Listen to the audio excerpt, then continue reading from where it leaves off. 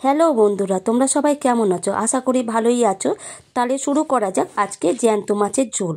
হ্যাঁ, জ্যান্ত মাছ আমার বর এনেছে। দেখো, আমার বর এনে নিজেই কাটা বাছা শুরু করে দিয়েছে। হয়ে গেছে কাটাকুটি পুরো কমপ্লিট। এবার মাছের মধ্যে দিয়ে দিলাম আমি নুন আর দিলাম হলুদ গুঁড়ো।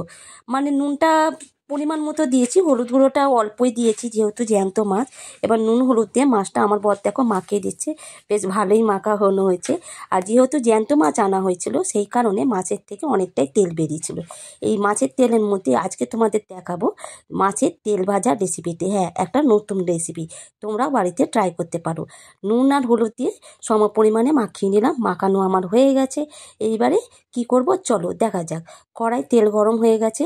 তেল গরম হয়ে গেছে বলে আমি এবার কি করব, নুন হলুদ মাখা মাছটা একে একে করে আমি ভেজে নেব। বেশি ডিপ করে ভাজবো না, কেন বলো তো, যেহেতু জ্যান্ত মাছ তো ওই জন্য হালকা করেই ভাজছি, লাইটলি ভাজবো। মাছ ভাজা আমার মোটামুটি কমপ্লিট হয়ে গেছে। এইবারে দেখো কড়াই আমি যে তেলটা গরম তো আছেই, ঝিঙে আলু কাটা আর পেঁয়াজ টমেটো সবই, কাঁচা লঙ্কা কুচি সবই কাটা আছে। ওভেনটা নিভে গেছিলো বলে ওই জন্য আরেকবার জ্বালালাম, বুঝেছো। তেলটা গরমই আছে। তেল গরম আমার হয়ে গেছে। এইবার দিলাম আমি পেঁয়াজ কুচানো, কাঁচা লঙ্কা কুচি দিয়ে এইবার আমি হালকা করে ভাজবো। পেঁয়াজ কাঁচা লঙ্কা কুচি আমার ভাজা হয়ে গেছে। এইবারে আমি দিয়ে দেবো টমেটো। টমেটোটা দিচ্ছি। টমেটোটা দিলে কি হয়, টমেটোটা একটু লাল লাল লাল হলে খেতে ভালো লাগে। আর দিয়ে দিলাম নুন। কেন নুনটা দিলাম সেটা তোমরা ভালো মতো জানো। নুনটা দিলে টমেটোটা কি হয়, একটু নরম হয়। হয়ে গেছে আমার টমেটো নরম হয়ে গেছে। এইবারে আমি কেটে রাখা আলুটা আমি দিয়ে দিলাম। দিয়ে আলুটাও হালকা ভাজবো, বেশি ডিপ করে ভাজবো না, যেহেতু জ্যান্ত মাছ লাইটলি ভাজলেও খেতে ভালো লাগে। আমার ভাজা মোটামুটি কমপ্লিট হয়ে গেছে। এইবারে আমি দিয়ে দিচ্ছি এক এক করে মশলা। যেমন 1 চামচ হলুদ গুঁড়ো আর 2-4 চামচ লঙ্কার গুঁড়ো। লঙ্কার গুঁড়ো আর পরিমাণ মতো হচ্ছে জিরে গুঁড়ো। যেহেতু জ্যান্ত মাছ, জ্যান্ত মাছে জিরে গুঁড়ো না দিলে টেস্ট কিন্তু লাগে না। তোমরা পারলে ধনে গুঁড়োটাও দিতে পারো, যেহেতু আমি ধনে গুঁড়ো খাই না সেই কারণে দিইনি।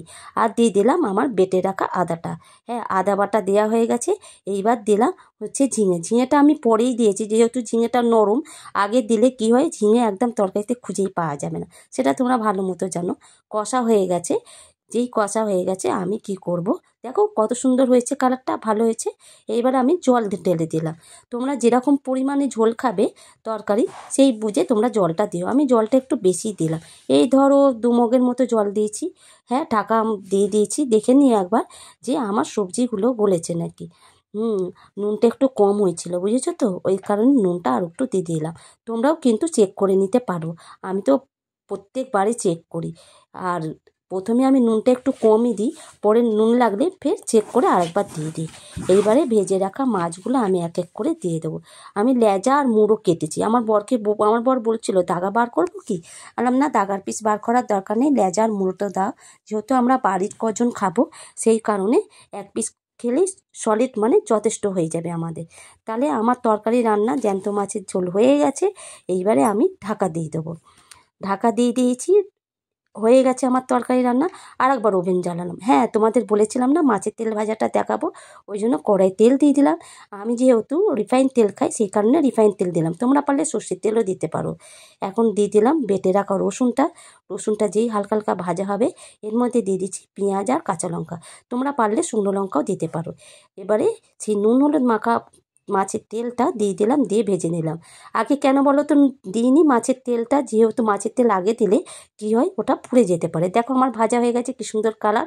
আমার মানে দুপুরের রেসিপি পুরো রেডি। জ্যান্ত মাছের ঝোল ঝিঙে আলু দিয়ে আর মাছের তেল ভাজা। তোমরাও বাড়িতে এটা ট্রাই করো। আর কেমন হয়েছে অবশ্যই আমাকে একটা লাইক আর কমেন্ট করো। তারা